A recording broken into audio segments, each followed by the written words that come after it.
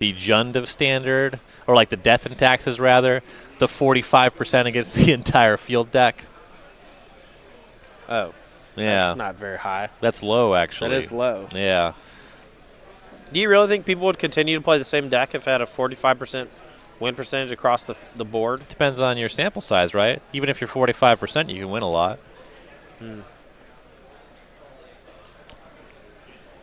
I like mono red.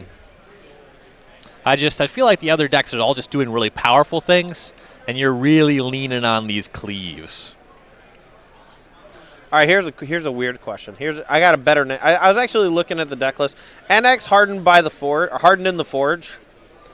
I don't like that name. I don't know why. I was trying to think of a better name. I think that's a very good name. Fire Forged. I like that drawing 2 Annex is just great, because the second one sacrificing just makes 4 Satyrs. Fortanely on the play, that is important. Mountain and the Fervent Champion comes in for 1.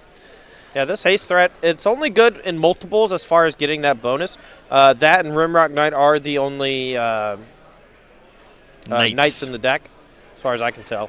And but it's just a Raging Goblin, and Raging Goblin, not traditionally that good in the format, but right now it just finds its place because there's really nothing better. Turn to Steamkin for Fortanely, just Castle Vantress into Plains for Alan, and a little bit of differentiation in this red build for Fortanely. I think you usually do see Rimrock Knight, like you said. This is a main deck Robber of the Rich build. Oh, cool. Not a knight. My apologies. A rogue. So it is just Raging Goblin unless you have 2 Fervent Champions. Yes. Nice. All right. Well, here my lizard brain immediately went to, oh, man, what if he has Zori's Charm? Because I've just been playing way too much Pioneer lately. Gonna get hit by a Seal Away for sure. Yeah, exactly. I mean, Seal Away what? Just rotated, right? Not too long ago. Yeah. Here's an attack for 2. Alan's going to take that post-combat and light up the stage. Going to put a counter on the Steamkin. Finds Embercleave and Infuriate. Well, that was mostly a dud.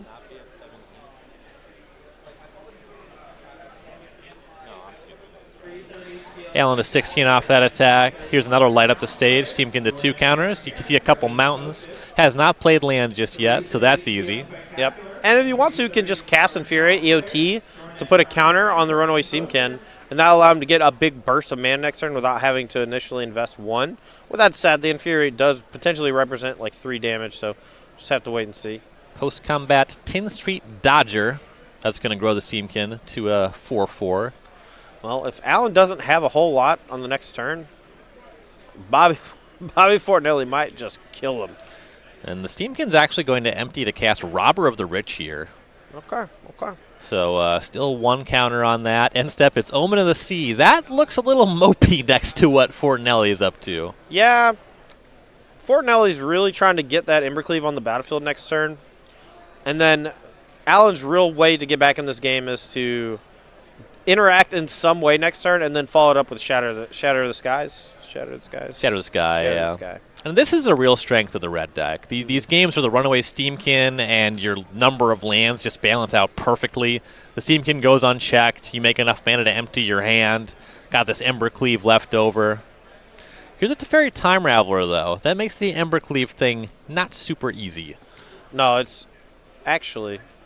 oh, God, I hope Fortanely sees this. You can attack Fervent Champion and first strike the Teferi down, and then cast Embercleave for 3 and put it on Robber of the Rich. All right, we'll see if that happens. You'll get single strike damage. You don't get the double strike damage, but you do get to deal regular damage. As a Teferi bounces Steamkin, Fortanely's going to play that other mountain that was off of the light up the stage.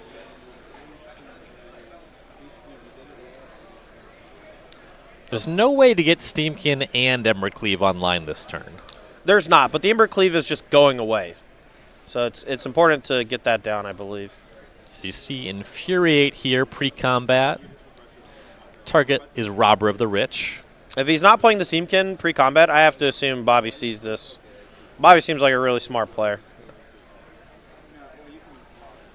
There it is. Fervent Champion attacks Teferi. Other creature is attacking Alan.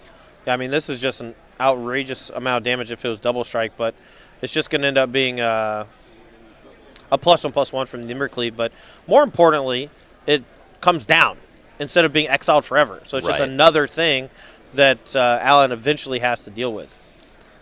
It has the Infuriate on it, so it's going to be 6+1 from the 10th Street, 7 damage coming across, I believe. You know, the Robber picks up the Cleave. The card exiled was a Castle. That Castle Art Veil, that's going nowhere. I believe 7 coming across. There might be a conversation about that first strike thing. I'm not exactly sure what the back and forth is. We might have to fix this because a creature with double strike cannot deal all of its damage in the second damage step, I believe. Yeah, there's just independent steps happening. And it's right here. Alan goes to 9. Okay. Here's Shatter the Sky. Yeah, and that's what I thought. Interacted in some way on 3 and Shatter the Skies on 4. This is very similar to the Kaya's Wrath type draws we've seen out of Esper Control in the past. But now we just get to play only 2 colors, and that helps a lot. Something pretty unfortunate for Fortanely. Even with the Cleave, the Robber was just a 3, so he does not get to draw a card off of the Shatter. We know about a Runaway Steamkin, and there's 2 cards left over for Fortanely. What can he do to recover from that Shatter the Sky?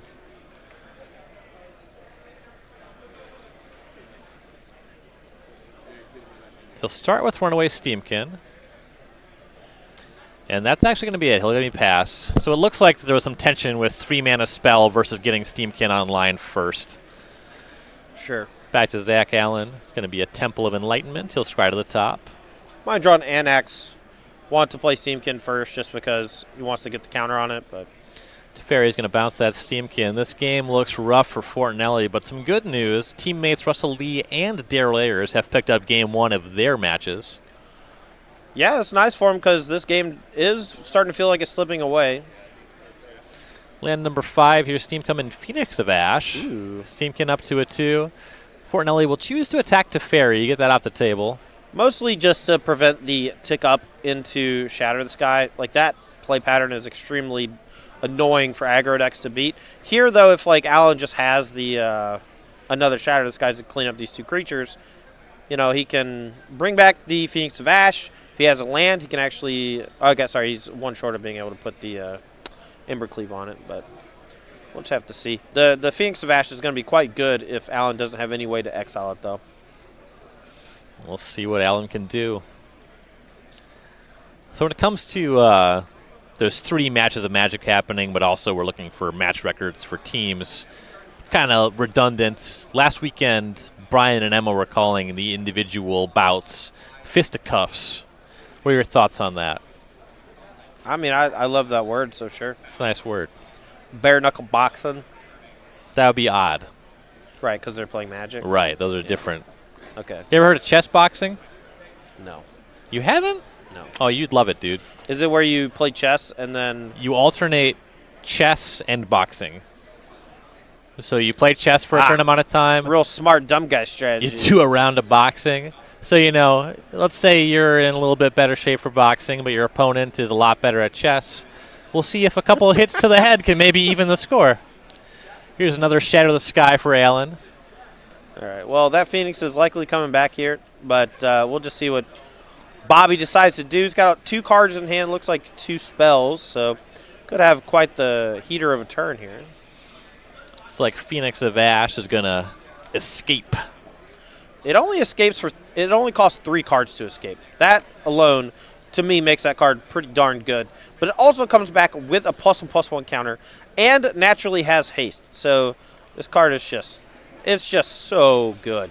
It attacks for 3, but here's an Infuriate. That makes it 6. Alan falls to 3. And he has an Embercleave on the table, too. So Alan, even though he has Dream Trawler in hands, not quite enough to block and save himself from this Phoenix because he can actually just pump it, too.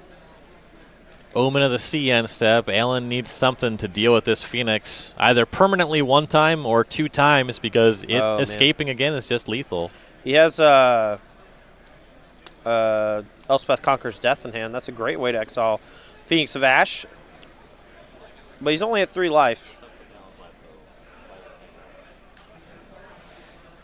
Birth of Meletis. That's going to go find a Plains. It was that saga. That's my bad. That is much weaker than Elspeth Conquers Death here. Might have both. May have seen the Elspeth Conquers Death and then he drew this for turn. Not clear. For his sake, he's looking to have both. Yeah, because he just got the extra land here, land number 5, or sorry, land number 7, to cast after the Meltus. Yeah, I was right. There I'm very it is. smart.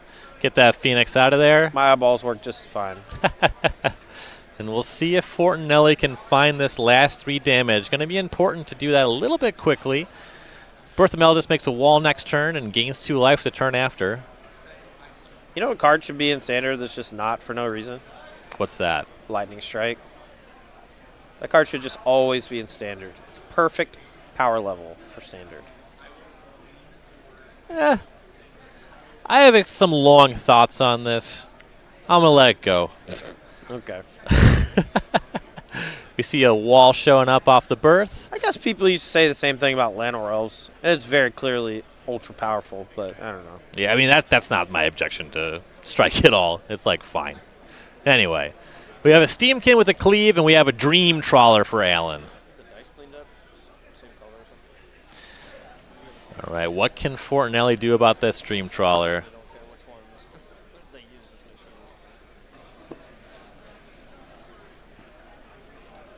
Remember that any non-creatures are going to cost 2 additional mana for this turn cycle because of Elspeth's Conquer over Death and non-creature spells. Yep. Now, the wall can prevent 4, and the Dream Trawler can prevent 5. But the shields are basically down here. Bobby needs to play 2 spells right now to pump the Steamkin up to a 3. The Embercleave make it a 4. That's 8 trample double strike coming across. It's enough to kill the wall, but not the Dream Trawler, so this is tough. Now, if he has something like Shock, he could maybe shock the wall, put a counter on his thing, and then if the Dream Trawler blocks, he can first strike the Dream Trawler first. Or he just chooses to kill the Dream Trawler first anyway. It's all irrelevant. He might just have creatures in hand. As here's Fervent Champion. Steamkin up that first counter, but a 3/3 because of the Embercleave. Not positive, but I want to say I spot a Robber of the Rich. No, it looks wrong with this tap of 1 mana.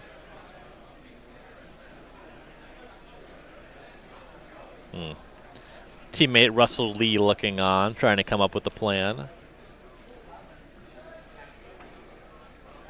Feeling like that Champion's probably the card I saw, so no information on that 1 left over.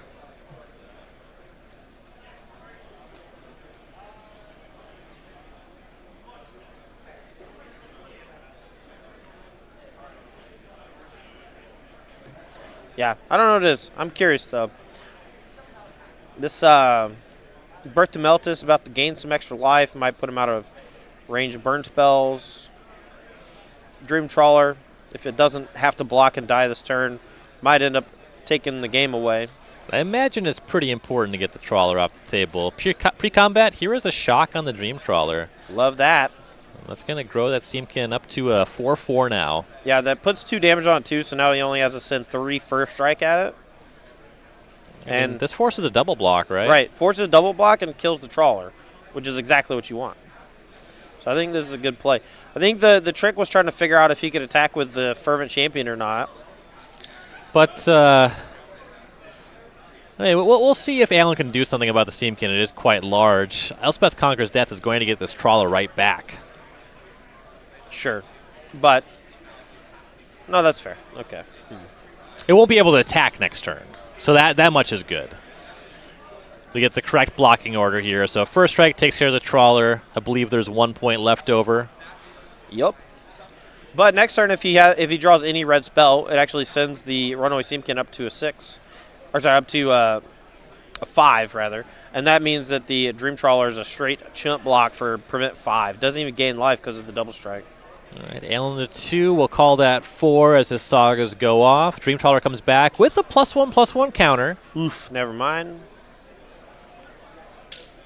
Looks like a Narset Parter of Veils in Alan's hand.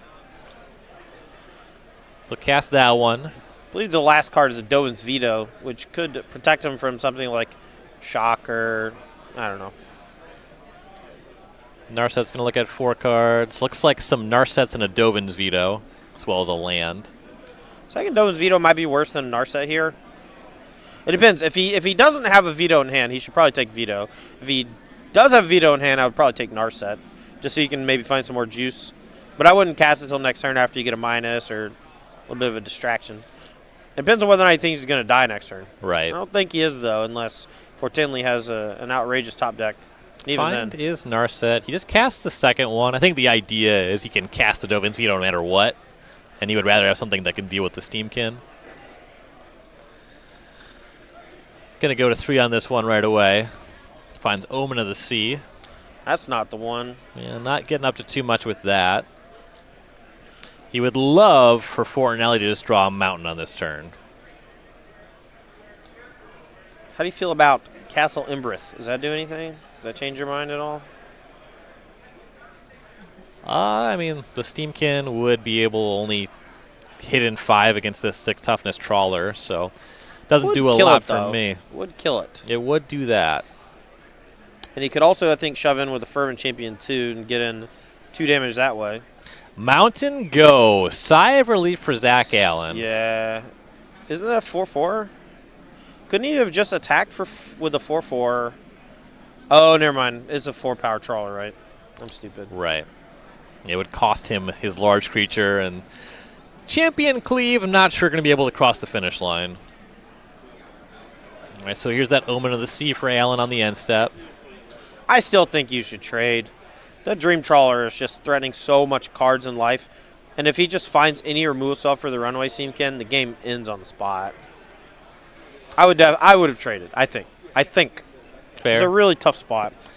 Yes, it's not like Fortanely is drawing to any particularly good individual cards. He's going to have trouble against this Trawler kind of no matter what he does, right? So you want to maybe get it off the table, hope for the best. I mean, the thing about Dream Trawler is that the longer it's in play, the more impossible it becomes to kill, and the more impossible it becomes to beat if you're attacking via actual damage. Even in formats like Pioneer, before all the combo decks started cropping up everywhere, Dream Trawler is quite a powerful sideboard card. Narset's going to take a look, finds a glass casket. Appropriate. Yeah, because this dude's getting buried. Update on our back tables. Daryl Ayers, a 2-0 win over Harlan Fear. Nice. Steamkin goes in the glasket.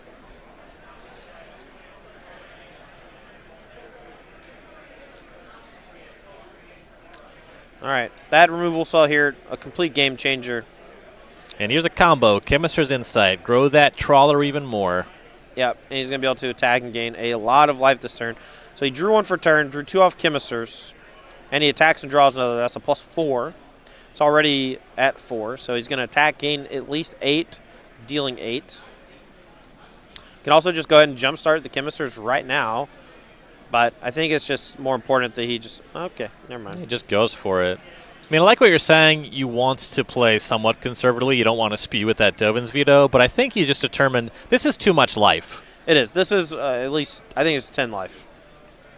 2 Chemisters, draw step, the attack, and a +4. +4, 5, 6. Yeah, it's 10. So it's hitting him for 10. He also just wins the game if he just draws another Chemister's Insight. So yeah, maybe he's just digging for that.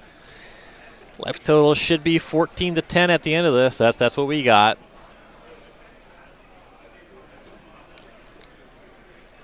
And not really anything for Fortanely to do about that kind of life swing. No, the game's over. Yeah, there's no one card in his deck that can save him. There's no 2-card combination in the top 2 that save him either, I don't think. Hidexugo's 6th right. Because you added 4. His second right is 10, right? And then you added 4. Right. You get it. Or, okay. Triskai Decaphobia plus Time Walk. So what about wow. Okay.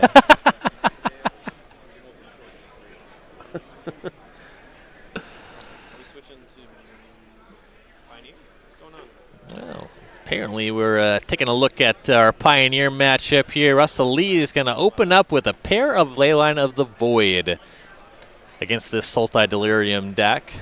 Overgrown Tomb go for Jessup. Swamp go for Lee. See what Jessup does in turn 2. It's Satyr Wayfinder. Going to exile some cards and pick up this forest. Yep. It's doing his job, which is find more land. It's not doing its other job, which is fill the graveyard, but he's trying. It's not his fault. Just doing its best. Scrap Heap Scrounger off of a Castle Lockthwain for Lee. Yeah, Castle Lockthwain, just incredible in this mono black aggro deck. That game uses his hand quite quickly, and with Mutavault and Castle Lockthwain, it's never sitting on its hands. Either it's bringing creatures back from the graveyard via their abilities, drawing cards with Castle, or attacking with Mutavault. It just is so good. Yeah, Wayfinder is going to knock Lee to 19. Watery Grave tapped for Jessup and a pass. Now we'll go to Russell Lee. Sometimes these double leyline hands can feel like a gross mulligan situation. We'll see how much pressure he can apply. His Scrounger gets Abrupt Decayed. Nah, his hand's stacked, man. I'm pretty sure he's got 3 spells after the Thoughtseize, one of which is the Vampire, whose name escapes me at the moment for no reason. It's because that's how my brain works. The little one? Knight of the Ebon Legion? That's the one. Here's a Thoughtseize. We see a Jace Prodigy, an Ishkana, and 3 lands, Blooming Marsh and 2 forests. So do you take the Merfolk Looter or the Giant or Spider? Giant 3/5. Giant or Spider. There goes the Jace. The argument here, I guess, is that the Jace can actually just maybe draw into some answers for the ley lines. Perhaps even just looting away some extra lands with that hand. Not too bad. Backup Scrounger for Lee. Jessup's just going to play that Blooming Marsh tapped and attack for 1. Lee to 16 now. Scrounger's going to connect Jessup to 17. Here's land number 4 for Lee, another Swamp. And a Bloodsoaked Champion and a Knight of the Ebon Legion. Yeah, not quite enough damage dealt this turn by the Scrounger to give a counter on the Knight, but it is quite strong. It's very difficult to block. The longer the game goes, the harder it is to kill with normal spells that don't just destroy things that deal damage. But blocking is just not a realistic way to interact with that card. Back over to Jessup. I believe a Tireless Tracker has been picked up. Yeah, and a Fabled Passage. This is a pretty reasonable sequence. It's probably going to involve him chump blocking with Seder Wayfinder next turn, but he can grow the Tireless Tracker up enough that it can actually block and eat the Bloodsoaked Champion, which is nice. So there's Tireless Tracker, quickly followed by Fabled Passage and a Fetch. Couple clue tokens in tow. Finds an island. Decent setup here for Jessup. Who's the clue? Sam Black? Sam Black's there the clue. It is. There it is. Now, this is the Lantern of Insight homage. Mm-hmm. And back to Russell Lee. Was empty-handed going into this turn. Life total is still pretty high. As it stands, I believe Tireless Tracker to be a little higher power level than Castle Lockthwain as far as pulling ahead on cards. Yeah. One of these things is a land. Swift End, pretty dang good, though. Tireless Tracker, thanks for playing. Yeah, that's a hot one. Bust that up. Put it in the exile zone. Smash in with all your doofuses. Bloodsoaked Champion is going to hang back, but the Knight and the Scrounger will attack.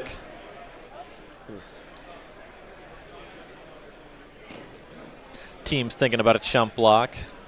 I'm kind of digging on an attack with the Bloodsoaked Champion here, too. I don't know why. It's not like it matters that much if it goes to the graveyard. It's just going to come back soon enough. Right. Jessup's going to take it. The Knight's going to grow. Jessup will crack a clue. And we'll see if he can do better than cast that 3/5. Here's a reason why he might have hung back. I believe that the card Jessup drew was Scavenging Ooze. It's a good reason. Getting that champion caught under that would be unfortunate. Yeah, that was a heck of a draw. Jessup also has Murderous Rider in hand, too. He can use that. Blow something up. Eat a couple creatures, maybe. Pretty good swing. Oh, yeah, for sure. I believe he has a land in hand, too, so I think he can just do it all. Yeah, we know about another forest. Yeah, if he has another forest in hand, this is... I don't know. I probably would have just, like, main phase Murderous Rider one of these creatures and then eaten it immediately. Especially, I mean, if you target Scrounger, that is. Maybe he's just holding it up to blow out the Knight of the Ebon Legion after the pump, and that makes more sense. And that actually is a good reason not to. So we ate Scrap Heap Scrounger. Wow, this is going to be bad. Go back to Russell Lee, attack with the Knight and the Scrap Heap Scrounger. Scavenging Ooze in front of Knight. You're going to see Lee activate, and there's that Swift End you mentioned. So Jessup takes 2 from the casting to 12. Going to take 3 more in combat down to 9. I see we're doing the Magic Online Shared Adventure Zone here. Yeah. I think that's how the rules actually work, I don't care. but I hate it. It's dumb. I hate it a lot. My cards should never touch your cards No. if they're not on the battlefield. There's also a confusing one. Tell me if you've seen or heard about this one. If you Hostage Taker or some other effect and gain control of an adventure spell and cast it, it goes to your adventure zone. And I think that the Shared Adventure Zone obfuscates the fact that it's yours to cast. Anyway, I digress. Look, man, Magic Online's 20 years old. I'm off it, man. I've been yelling about stuff for literally 2/3 of my life. Here is that big bad 3/5 spider, Ishkana, showing up to party. Jessup leaving up a green mana here. Can eat that Knight. And the Scavenging Ooze is going to attack. It'll eat the Knight. It'll grow Jessup to 10. There's an attack for 4. Lead down to 10. 10 all. You don't often see like naked Ishkanas coming down, but in the face of Leyline of the Void, just a 3/5 blocker here is pretty good. So here's a question for you. Answer. Between 5 mana 3/5 reach and 4 mana enchantment, who actually controls the more embarrassing impermanent right now? What is worse between that Ishkana or the Leyline? The second Leyline is probably the worst. Well, certainly the second Leyline. Yeah. But I think it was important for Russell to play both of them just because something like Assassin's Trophy or some sort of disenchant effect in general can blow it up and kind of unlock all those graveyard-related synergies. Oh, if you got him, you put him in. But I'm wondering if you're supposed to have him. Yeah, I think you do. I think that stuff like Euro is powerful enough and gives the deck long enough late game that it's worthwhile. The only reason this game is even close is because of Scavenging Ooze, honestly. Sure. Russell was like pretty far ahead, and I still think he can come back. Dan has like no real pressure, so if Russell can just find another removal spell for the Scavenging Ooze here, I think he's actually just gold. Here's that Murderous Rider cast for Jessup. Gonna see that Castle Lockthwain draw a card for Lee. That'll put him to 9. Yeah, no attack from Dan there makes a lot of sense because if he does, Russell can just pump the Knight of the Ebon Legion instead of activating the castle. Just kind of stuck between a rock and a hard place. The classic playing against your fairies conundrum. Mutavault, land number 6 for Lee. In that sweet spot. 1 Mutavault, 1 Castle. Mana to use both. Yeah, even as an Urborg, if he randomly needs all black mana. You don't see Urborgs more than like 1 often in these decks. I prefer 2, especially if you're going to play removal spells like Grasp of Darkness. But just being able to go like turn 1 Urborg, turn 2 Mutavault, and play 2 more 1-drop things is so good. Here comes Murderous Rider. Both players turtling up a little bit. Yeah, but in the long run, that's going to benefit Dan. But the Castle Lockthwain's kind of the breaker there. Dan has some bricks. Has He 2 just drew lands one. in hand and drew a 2-mana 1/1 in Yeah. Satyr Wayfinder. So my first league I played with the Sultai Delirium deck that Dan's playing. I cast Satyr Wayfinder approximately 7 times. And I got a land in about half of them. Yikes. And I thought to myself, what is happening? Was it like a 24, 25 land deck? That's only like 23. Oh, wow. I mean, it makes sense why you would miss, but also, like, what the hell? Come on. Right, Wayfinder did find a land for whatever that's worth. No attacks. We go to Lee. Draws and plays a Dread Wanderer. Zapia. Ishkana. Take 1. Get you for 1. Big 1. You know, that's not an unrealistic clock. No. You know? That shaves off 1 Castle Lockthwain activation every time. It's true. It means he might have to suicide a Murderous Rider in a minute or 2 just to gain some life. And Dan here has drawn, let me be clear, Dan, since drawing this Scavenging Ooze, has drawn horrifically.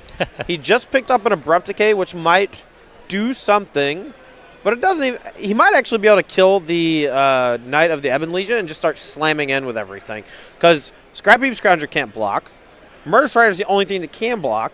And it can't really block Scavenging Ooze or Ishkana the Graph Widow. So here, Dan's just turning the corner. This is a great pickup. That Mutavault there looks a little scary as far as blockers are concerned. But really, it's just Murder Strider Mutavault on defense. Abrupt Decay tags that Knight. Scavenging Ooze attacks. Makes sense. Just the one attack. It's a little cowardly, but the safe play is often the right play. That's a virtual 5 as that Knight's in the graveyard now. Right. You're going to see an activation of Castle Lochthwain before Lee thinks about firing up Mutavault. That puts him to 7. That spider's coming, baby. You got to watch out. Got to watch out for the Queen Spider. All right, looks like we're just going to have a chump block here. That way you can keep on animating or drawing cards off Castle Lochthwain, but you may choose instead to block with the Mutavault. Yeah, Murderous Rider will chump block. Lee goes to 9. Or maybe not. No, he's just putting the trigger on the stack and he's going to eat it. And Russell is making sure that he has the ability to do so. Oh, sure. The bottom of the library trigger. Yeah. All right, so Lee does go to 9. Then you see the Scoos eat that Rider. Jessup to 11. Tap to Blooming Marsh.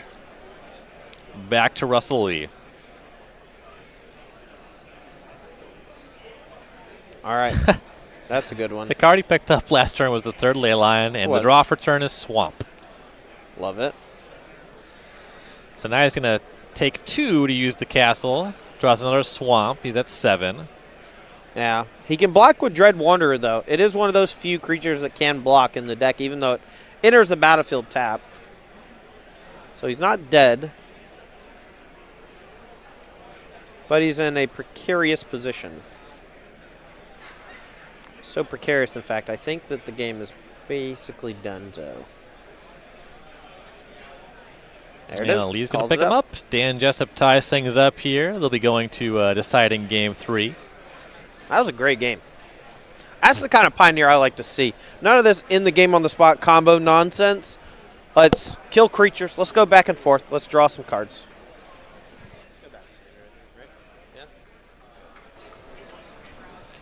I'm still feeling cold about those ley lines, man. Sure. You can feel cold about Leyline. We'll stick with them. We'll see how that plays out in game number 3 here. Players reconsulting their sideboard. See Daryl Ayers looking over, along with Lee, checking out their sideboard guide.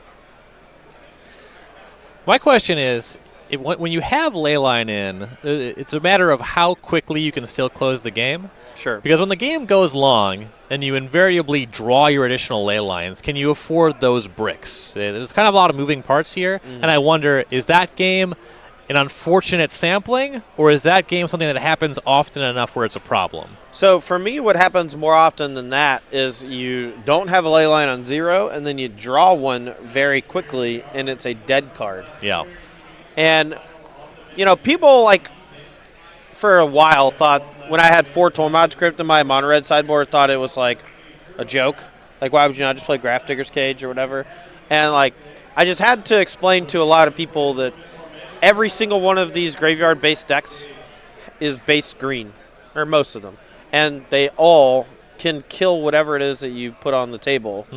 And Tormod's Crypt, at the very least, if they kill it, still lets you exile their graveyard.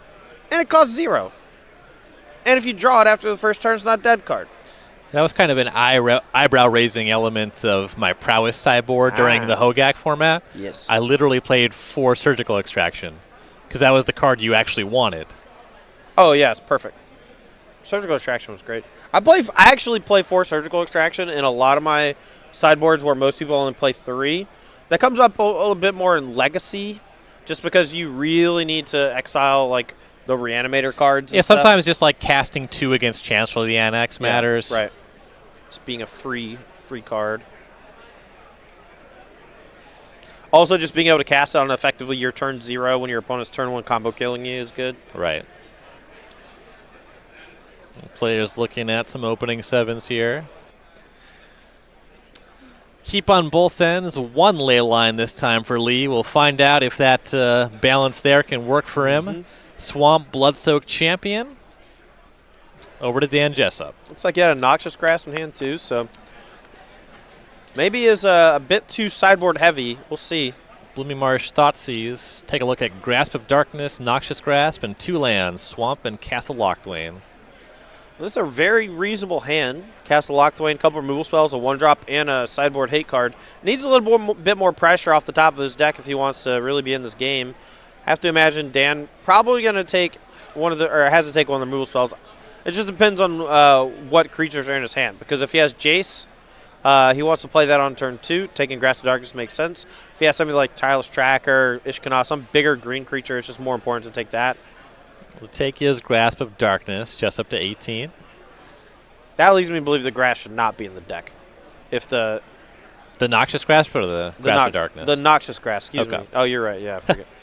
Just simply put, if your opponent makes you discard a card and they're not taking your sideboard card, it's probably not that good. That's a fair assessment. Big pickup for Lee, though. Finds the Knight of the Ebon Legion, another attacker that's going to matter for the makeup of this hand. Yeah, and it's going to be extremely good with just having that third land for Knight of the Ebon Legion to start pumping next turn is a big deal. Dan here, I don't think he has a removal spell, but if he has a Fatal Push for the Knight, he's in good shape. Outside of that, I think he might be in a bit of a pickle.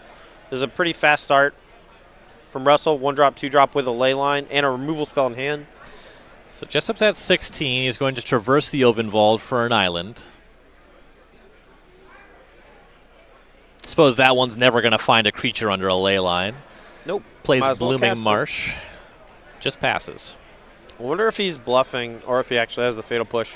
Because Russell's kind of just bottlenecked to pumping if he doesn't draw a threat to cast here. And it's just going to eat up his whole turn. And there it is. Yeah, Dan has the Fatal Push.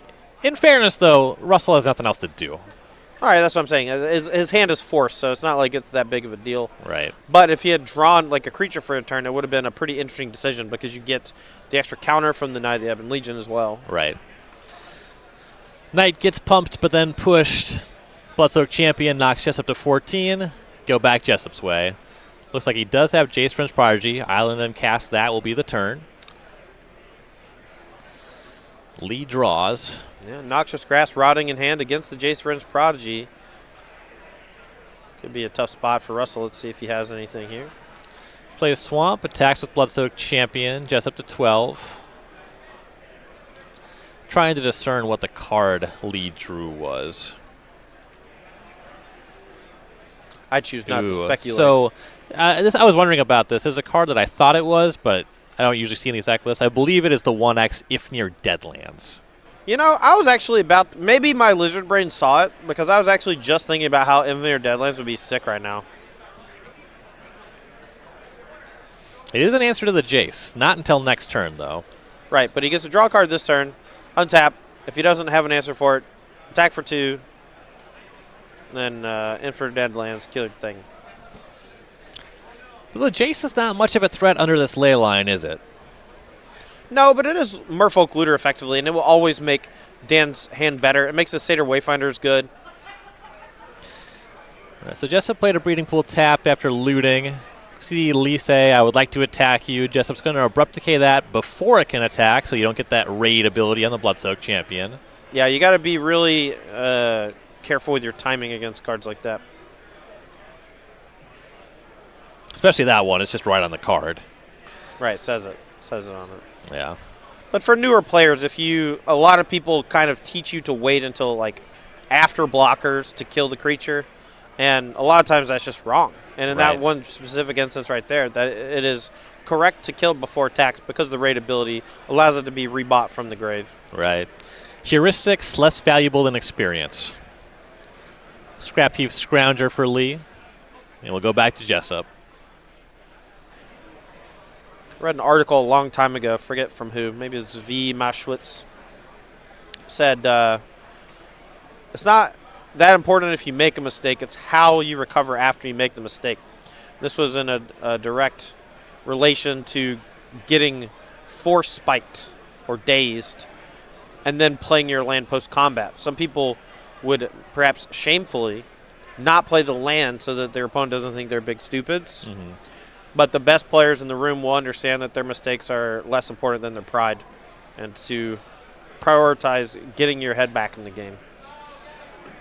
So once again, we're going to see Jessup Abrupt Decay, the creature before the attack. Scrap Heap Scrounger goes to the bin. If near Deadlands, played by Lee. Now, this was a weird cycle. Some Lee's activated instant speed, just the blue and the red one. If near Deadlands is a sorcery speed ability.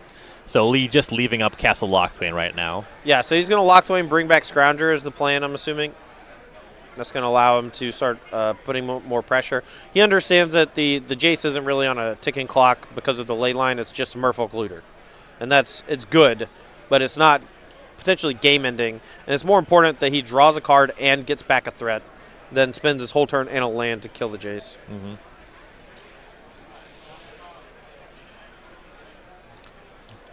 Jessup's going to loot on his turn, discards a Watery Grave, passes. You see Lee draw a card and bring back the Scrounger like you mentioned. He's got to be a little careful with the drawing extra cards with the Castle Lochthwain with so many cards in hand, because something like Tireless Tracker could be pretty problematic.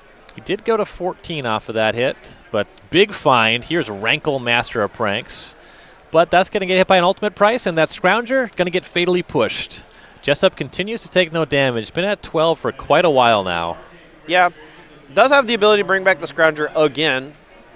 And Dan is on pretty low resources overall. With that said, he does have Walking Ballista and a Tireless Tracker as his two cards. Russell can't really block. The Noxious Grasp is a great answer to the Tireless Tracker, so he's trying to wait a little bit before he casts it, I'm sure. Jace activates. Just going to discard a Grizzly Salvage. You see a Walking Ballista in hand for Jessup. Yeah, now he can exile the Rankle, but after that he's going to have to start exiling creatures like Bloodsoaked Champion. Update from our standard match. Those players are going to game number 3, so any game win for Lee and Fortanely, that's going to win the match. Another Rankle pickup by Lee. Ooh, buddy. That is out of range of this 2/2 Ballista. Yeah, and you're really starting to see the power of Castle Lochthwain here, because those two activations where Russell spent 8 mana and effectively half of his turn twice allowed him to gain multiple copies of Rankle and just having more food for the Scrap Heap Scrounger in the graveyard. Now here, what he can do is he can actually put the Rankle trigger on the stack, then bring back Bloodsoaked Champion. But he has to choose the abilities right now, because damage already happened. And if he chooses, each player sacrifices a creature, Dan can use the Walking Ballista in response to kill the 2/1, and then he has to sacrifice Scrap Heap Scrounger. Not that big of a deal, but it is something. Lee contemplating what he would discard if he chose that mode.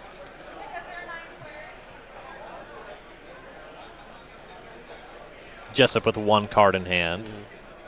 I actually think bringing back the Bloodsoaked Champion here is a mistake. I think you just say discard and sacrifice, and you wait to see what Dan sacrifices, because that goes on the stack, and then he has to respond. And he's probably going to sacrifice the Jace and keep the Ballista.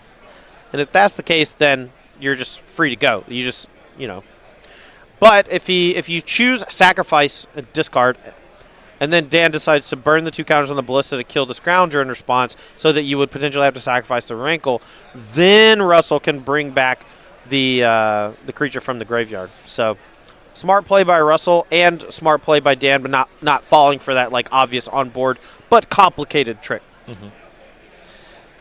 So discard and sacrifice. Scrounger and Jace hit the bin. Did you see that look on Dan's face just then? I missed it. He just looked up at the judge just holy crap. It's because Rankle's just, I don't know. Just the look on his face I can't believe this is happening. I was so far ahead. Rankle is a beating. And I got to say, this one of Leyline business, that looks good. That looks really good. Oh, when they draw their Jace and, I don't know. Yeah, the Jace never transforming. That's nice. Russell actually drew some removal spells to kill the random creatures the opponent's playing. That was the thing. The Ishkanon and the Scavenger just got out of control, and he didn't draw an answer to him, See, this Ballista is going to grow to 3. Lee's going to return Scrap Heap Scrounger to the battlefield on the end step. Go back to Lee. I feel like this Ballista is going to shoot down that Rankle. Maybe I would imagine. block Scrounger, target Rankle. There it goes. Yup. But post-combat, we got quite a few plays here. I believe there's a Spawn of Mayhem in hand. You can bring back the Bloodsoaked Champion still. Still has Noxious Grasp, and I believe his last card even outside of that is Murderous Rider. And he has one card in hand, and boy, it better be a damn good one. So there's Spawn of Mayhem, there's Bloodsoaked Champion. Jessup's on 6. He'll draw a card. He's playing a deck largely based on having a graveyard with 4 card types. He has no graveyard with any card types. That's going to be a problem. Traverse the Ovenwald. That's not it. No. I think his last card's Euro. I don't think it's enough. He can draw a card, go to 9, Fatal Push the Scrounger. He takes 6, and then 1 from the spawn is 7. So I guess he's technically alive because there's no Mutavault on the other side. Finds Island. Land 5. Taps 3. Plays Uro. Goes to 9. Exile that Uro. There it is. Handshake. And Russell Lee, Bobby Fortanely, and Daryl Ayers here are going to be 8-0. Our lone undefeated team, if I'm not mistaken. Yep, their teams were